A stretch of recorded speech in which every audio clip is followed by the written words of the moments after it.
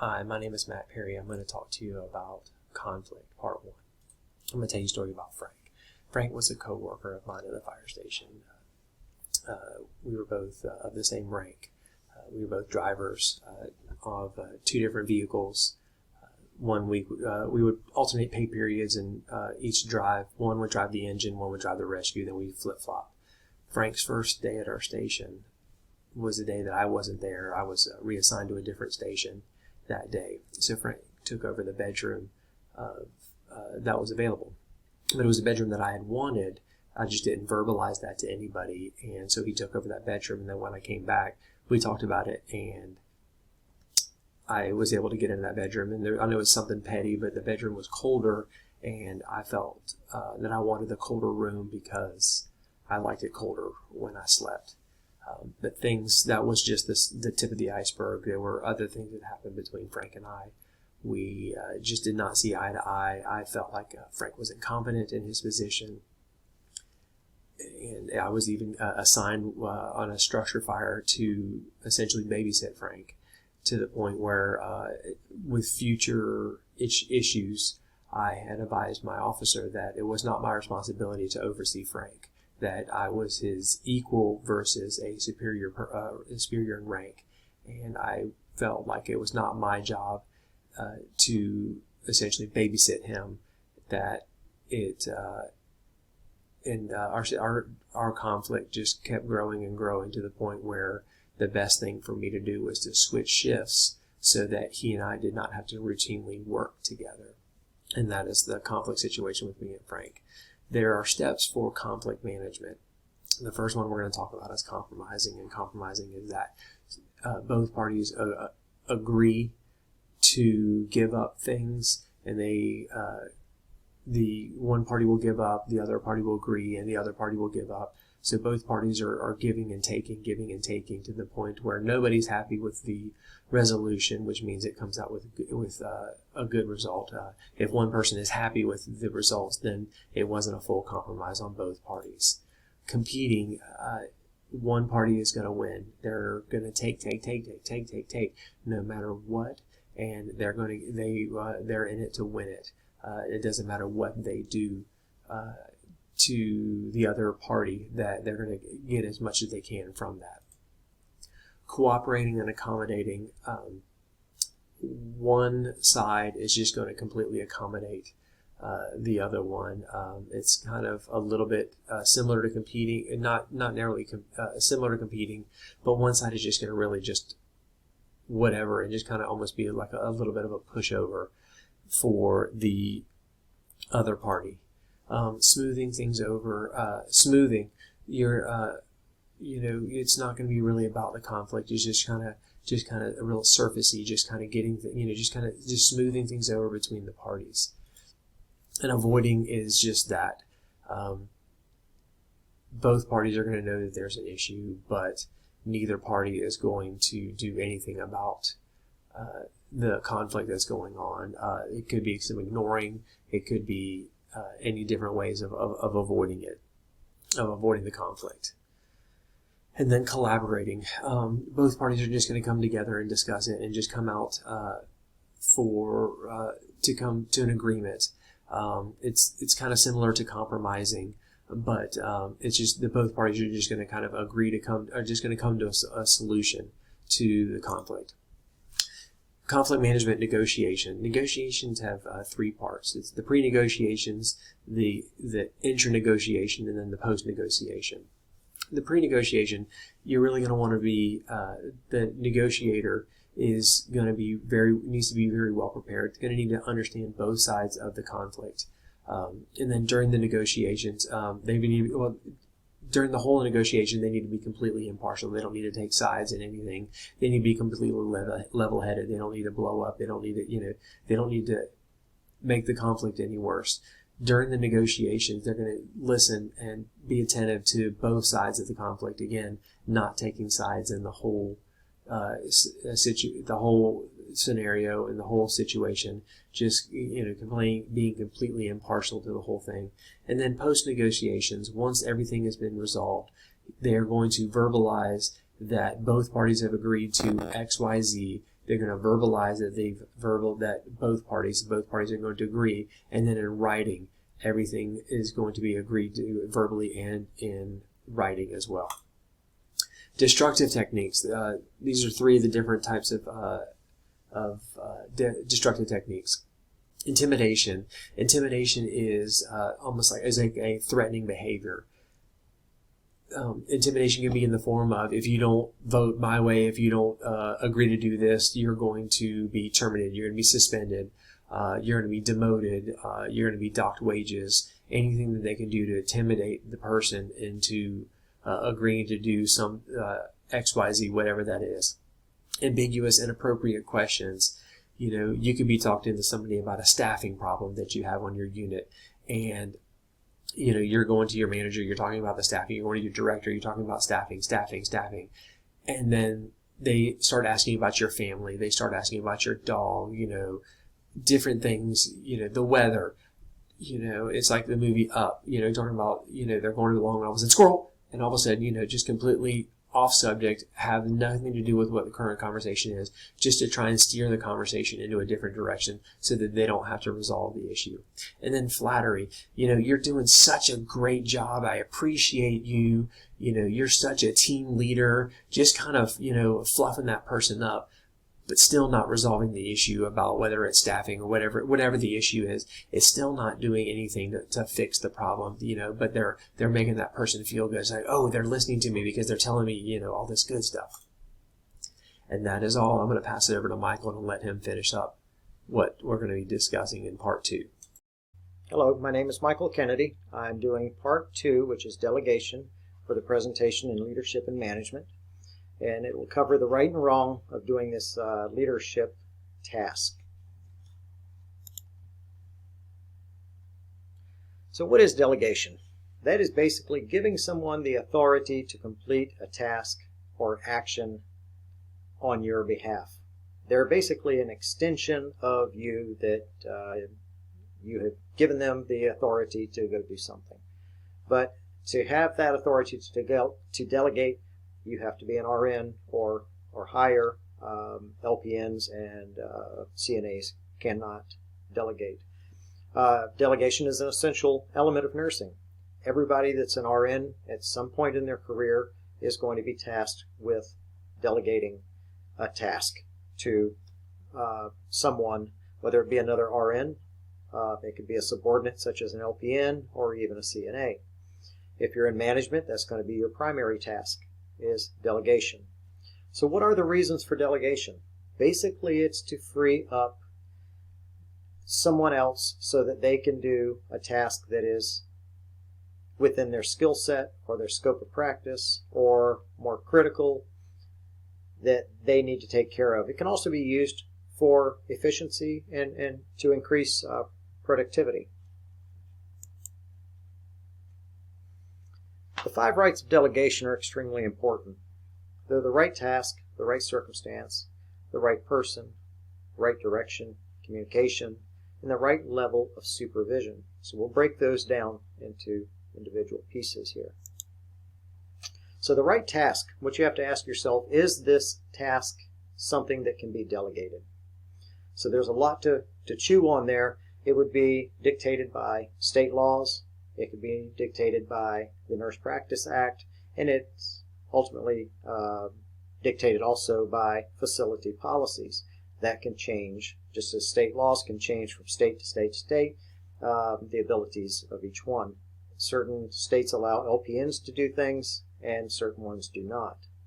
So it's extremely important to ask yourself, does it fall within their scope of practice, and does it fall within the state and facility laws and policies? So the right circumstances. In an emergency, you're going to be tasked sometimes to delegate. You're going to need an individual to do something that you don't have time to do. Therefore, you're going to have to, again, think back, does this individual have the right skill set? Is it within the laws and policies of where you're at, being the state and the facility? Now, again, this can be done for efficiency as well.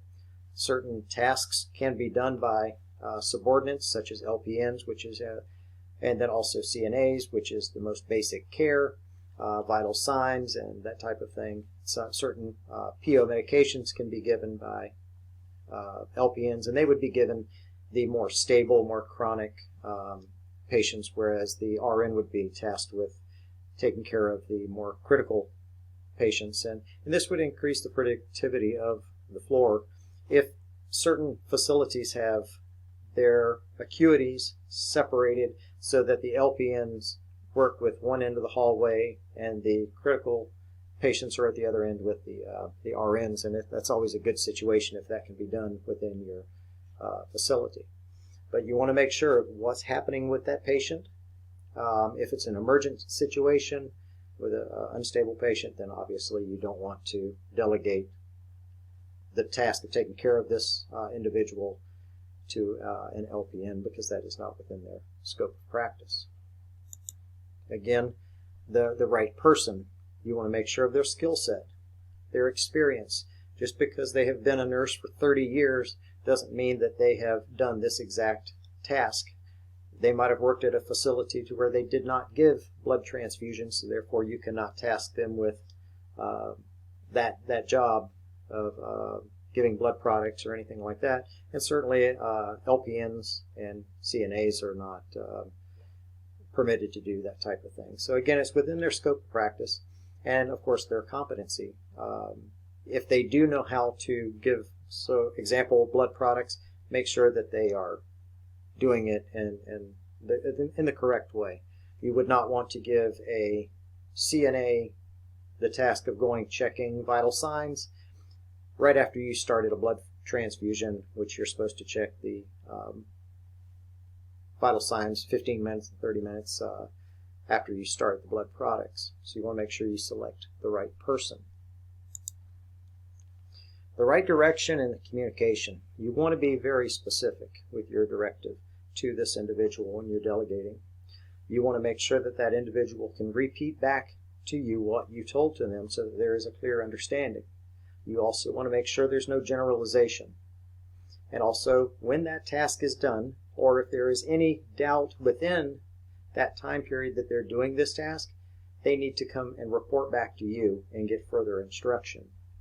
You want to make sure that everything is set in stone, essentially, so that there's no question, because if the task is done wrong, it's ultimately on your shoulders.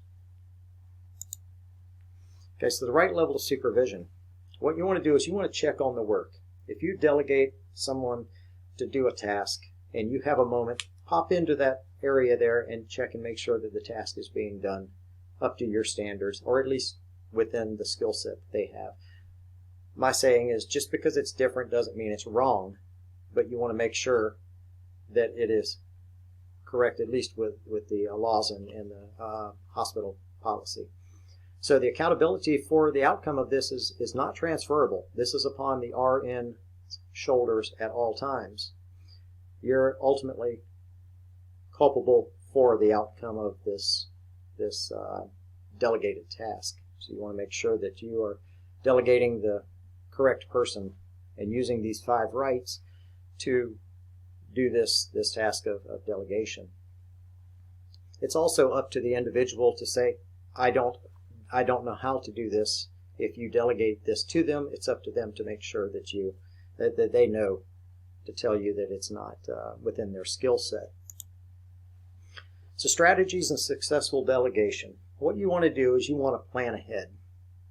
If you can, you want to have a plan in place. You want to know, if you're in management, you want to know the skill sets of your employees.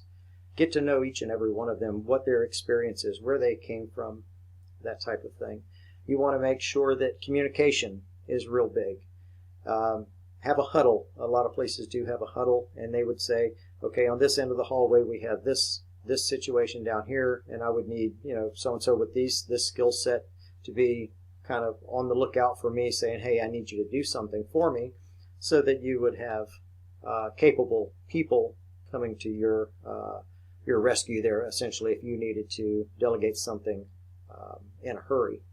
So you want to make sure that you select the proper people for this, and make sure that the Nurse Practice Act and everything else is followed when you do delegate. So next is empower the delegate. You don't want to give the delegate a task that they don't have the most essential tools to do. This means, and foremost, you want to make sure that, one, they have full authority to carry out this task. You have given them your authority to do this, and that it's within the Nurse Practice Act, within the hospital or facility policy, and of course within the skill set that they have. It's your responsibility to ensure this, and again, it's their responsibility to tell you if they do not have that skill set. You want to make sure that that communication comes into play. You want to set deadlines and monitor for compliance, that it's done within a certain time period. There are certain tasks that are delegated that do have time periods, and it could be, for example, if it's another RN and you're starting blood products and you have to leave the room for something, you've delegated to another RN to sit and take vital signs 15 minutes after you started blood products. That has a time limit, and that needs to be adhered to. So you want to make sure that you set the deadlines and make sure that the deadlines are not too tight on the tasks that you delegate, because that could overwhelm the delegate. It could make mistakes happen. But on the other hand, you don't want to have too wide of a deadline either, because then certain things could interrupt that individual and they might not be able to complete the task, and you have to use a fine balance for that. So then when the task is done, you want to evaluate the performance.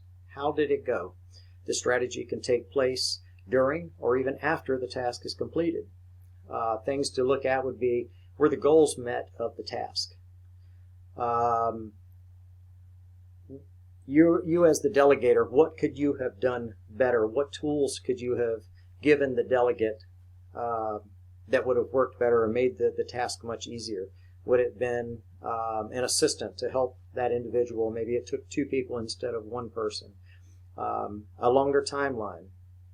It could be a multitude of things. But make sure you use balanced feedback and let them know of the certain hard deadlines that you have yourself, and if it can be extended, the deadline or the requirements that you have for this particular task, if it can be expanded, then by all means you would work that out during your evaluation of performance. So the 3 most common delegation errors. One is under delegating. So basically, what is that? It's basically you're not trusting your staff or other people that you work with to live up to the standards that maybe you would do this task yourself. So you're afraid of the ultimate responsibility, the accountability of the outcome of the task, so you would just prefer to do it yourself. You're afraid of delegation. You might even have just lack of control of the entire situation, therefore you just want to do it yourself. And then another thing is, you might underestimate your own ability to handle all this work, and so therefore you do not delegate. So the next thing is over-delegating. That's basically when you assign all of your own work to someone else, essentially. And that just, it burdens the subordinates or even your equal co-workers that you've delegated. It burdens them to the point where they can't even get their own work done. And it may induce errors with their own tasks that they have to do. So it's important to use good balance when you're delegating. So it could be a multitude of things, but those are the main reasons. So improper delegation. That could be basically the total disregard for the 5 rights of delegation. So you could be delegating, and you would also be violating other laws, such as the Nurse Practice Act, if you're trying to get an LPN to do blood products, which I've actually seen in my own career time. I've seen where a nurse had medication in her pocket, and a patient called and said, hey, I need my pain medicine. They gave the narcotic to the LPN to go give IV push. And of course that was outside of her scope, and of course that had to be corrected right away. So you're basically disregarding the 5 rights when you're doing improper delegating. So the ways to prevent this from happening is to ask yourself, should this even be delegated? If it falls under any kind of teaching, assessment, planning, and evaluation, you might want to reconsider your delegation skills. Hopefully this cleared up some information on delegation. Thanks for listening. Hi, my name is Jennifer McCarthy. I'm part of this group for the presentation for our Leadership and Management class, and I have chosen to do part 3 of this presentation, creating a healthy work environment. What is a healthy work environment? We did a couple of readings in this module for maintaining a healthy work environment, that including Chapter 18, Creating a Motivating Climate. And then I read the article on the Association of Critical Care Nurses that was given to us in our module. And it basically defines it as requires ongoing surveillance and focus strategies. Well, what does that mean, surveillance and focus strategies? So surveillance obviously is being watched upon, making sure everything is going as well as it can be with good communication. Focus strategies, when you get to work, you always have a morning or evening huddle, giving each other your assignments for the day, and you need to focus on your patients, no matter if you have 4 patients or 6 patients, or let's say 4 couplets, which in reality is 8 patients. What is your focus strategy for the day? Who is the most important? Who needs to be seen in what order? By my definition, I think that a healthy work environment is working together with support and understandable communication within the group, especially in a fast-paced or extremely busy type atmosphere, as what all nurses feel as though they work in, whether you're in med-surg, cardiology, labor and delivery, PACU. It's just always in a busy environment. There is no I in team. So once you get your assignment for the morning, you are not the only one on the floor. You have your charge nurse, you have your nurse educator, you have your NAO that you can go to if you need help. You also have your other coworkers or teammates on the floor if you need help. We're all there to work together to make a healthy work environment and not a hostile work environment. The components of a healthy work environment, per the Association of Critical Care Nurses, it based the components of a healthy work environment off 6 essential standards that have not changed. They are listed as skilled communication, true collaboration, effective decision-making, appropriate staffing, meaningful recognition, and authentic leadership. You can break each one of those down. Skilled communication, obviously, we all need to be proficient in communication, and as well as it used to be, legible handwriting. Now we have more technology. I know where I work, I have Epic, so doctors and midwives can put in orders that you're able to read and understand that. And if pharmacy or the lab needs to break things down, there's always a box you can click on, and it kind of goes into more detailed information. But we really need to be proficient in communication skills just as much as we are with our clinical skills. True collaboration, that's a team working together. You have to work together in order to make a healthy work environment. If people do not get along and do not want to collaborate together, that just means in turn for a hostile work environment. How do I get things done? How do you get things done? Well, you know it by the help of my coworkers. If I'm extremely busy and I have things that need to get done on a time-by-time basis, my coworkers are usually there to help, and it's vice versa. We help each other to collaborate together for that day. Effective decision-making, as an example, you all have to be working together as a whole. So if you're working within a box, you all have to come within that box. You can't have people on the outside. So let's say you have a patient who has a category 2 or 3 tracing on the fetal monitor strip, and you've been looking at the strip for hours on end. You need to get with the midwife, and in turn the midwife gets with the MD to decide what's the most effective and safe way to deliver this infant. Is it continued by continuing induction, if that's what patient's for, or emergent section, depending on the fetal tracing? And you guys need to make an effective decision as a whole and not leave the nurse out. The nurse has been taking care of this patient staffing. That seems to be one of the biggest issues within healthcare today. I feel like, personally, everywhere I've worked in the last 10 plus years, we are always understaffed. Doesn't matter if it's night shift, doesn't matter if it's day shift. You need to have as many nurses, as many patients. If it's one-on-one care, like an ICU, that's what is priority. That prevents medical errors. It also helps give you safe patient care. Meaningful recognition. Personally, where I work again, we have applause star awards. You get points for those. People, including coworkers, can go in there on a daily basis, give you an applause, which is 50 points, and these points begin to add up so that you can buy things, whether it's through a gift card or actually money that's returned to you in your check. Other places have things called the Daisy Award, which other coworkers or people, patients might write about you and how excellent of care they were taken by you, and that becomes the Daisy Award, and the whole staff, the whole hospital knows about it. You even want meaningful recognition on your month-by-month basis at your staff meetings from your nurse educator, from your NAO, from your supervisor, letting you know that everyone's doing a good job. Not just all about HCAP scores, but how are you personally bringing positivity to the unit and providing safe patient care along with not, preventing medical errors. Authentic leadership. Again, I have to touch on a personal note because we are new. We've only been open for 2 years where I work. Our supervisor is never usually on our floor because she's always attending meetings and still needed downtown at the other hospital, which that leadership kind of falls out the door. So we have to rely on our nurse educator as well as our charge nurses to make sure that they're leading us in the appropriate direction, as well as the head of our OBGYN clinic, Dr. Seibel. He makes sure that needs are met, goals are persisted, that we are doing what we need to do to be safe on the unit. And he checks in with us on a daily basis. He's constantly rounding our floor if he's not in the office. Defining my present work environment, is it a healthy one? Well, I kind of went through it and gave you some examples with the 6 essential standards and creating a healthy work environment.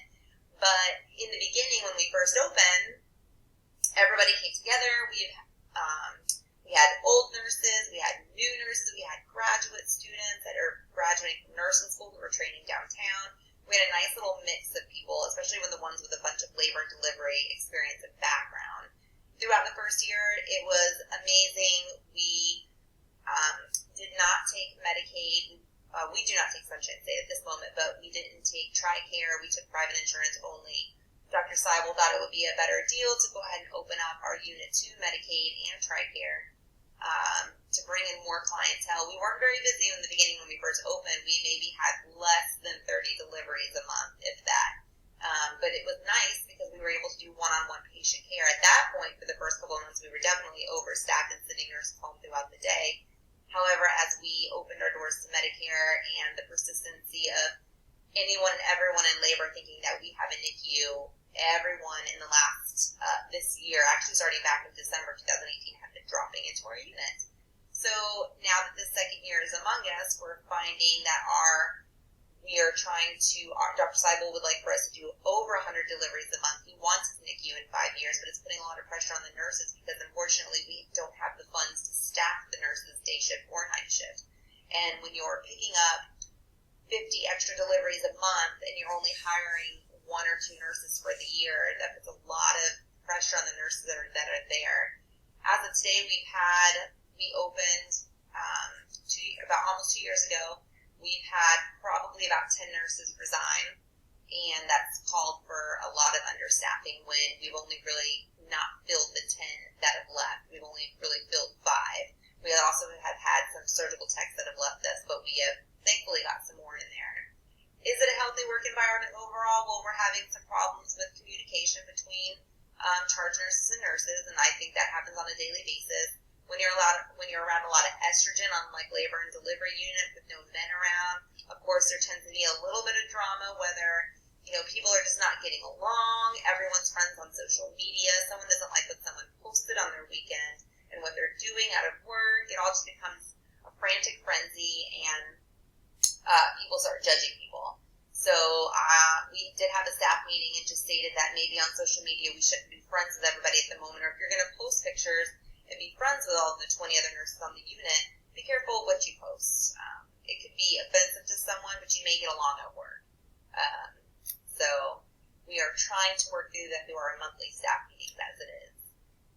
Steps to take to make it a healthy work environment. Well, per the Association of Critical Care Nurses, I really like the healthy work environment assessment. I think as a group, if you could get everybody to come to those staff meetings, we hold about 4 staff meetings during the second week of every month, and however any other place holds a staff meeting. When you all get together and take this type of healthy work environment testing, it all comes back and gives you an assessment on how well you work together, how well you get along, and how you can make it a really healthy work environment. I used to work at Stellar, and we all came around and we took personality tests. Are you a B, C, or D type personality? And it would tell you, this is why you don't get along with someone, and this is why you do get along with someone, and how do you make that better? So I think that this kind of healthy work environment assessment through the ACCN would be perfect for all of us to take, to see how we can make our unit as a whole be a healthy work environment without making it hostile. Again, take a team assessment type test for the RNs, and that doesn't just include the RNs, that includes everybody that works on the floor, the HUCs, the secretaries, the lactation consultant, all the doctors, the midwives, the ARNP in the store, in the office, the other registered nurse in the office, your ACTs, your PCTs, anybody on the floor. Just come together as a whole, what you can do. I like team building, working out the kinks. That's like my one big thing, whether it's, you have team building. Our charge nurses do have team building projects 2 times a year where the 6 of them get together and they do a paint party or a collaborative paint party. Obviously no alcohol involved, but they do it at the hospital where they provide food for them and they all get together just to kind of wind down to talk. And then they talk about things on the unit that they can help bring to light to make it a nicer environment and make sure that they're all on the same page. What must an effective leader do to create a healthy work environment? You have to have a leader to have a healthy work environment, but you have to have a leader that's going to listen and going to respond in a positive way to the nurses below them. So if you have a charge nurse, you have to have a charge nurse that's very forth and effective to those other nurses that, below them that have all the patients. Leadership roles and management functions in nursing resource in Chapter 18 on page 467 gives a bunch of great ways that on how you can create a motivating work climate for people there. It goes with leadership roles and management functions. It has a really great list on what you can do to be a better, effective leader. Also, it goes into the different types of motivational theories by these different people. On page 473 in Chapter 18, Saul Gellerman, I thought has a great motivational theory, and I think that I touch base with this person more than I do everybody else on an effective leader. And I like the idea of stretching involves assigning tasks that are more difficult than what the person is used to doing. So you're always challenging the nurse on a day-to-day basis, but also the leader is there to help give positive reinforcement and positive feedback to let the nurse know that she's meeting those challenges. It doesn't mean that you give the nurse the same challenge on a day-by-day basis, because that's how we burn out so quickly. But to at least give us a challenge in maybe one of our, 3 days a week, just to keep us on our toes, but make sure that we're doing well. An effective leader's got to listen, be attentive, be caring, and like I said, positive reassurance and positive feedback. It's going to be the best thing on the floor in the unit that you can give. We, again, personally on our unit, started giving stars on our board in our break room, and we've been writing our names on the front, putting the stars up on the board, and behind it says why you get this star. At the end of every quarter, whoever has the most stars gets a Starbucks gift card in appreciation to their hardworking, committed excellence to the unit or the team members that they help. They go out of their way to help everybody and above and beyond. That's what we should do as nurses on our floor. Here are my references, both the AACCN and then also our reading and our 9th edition book. I appreciate your time. Thank you very much.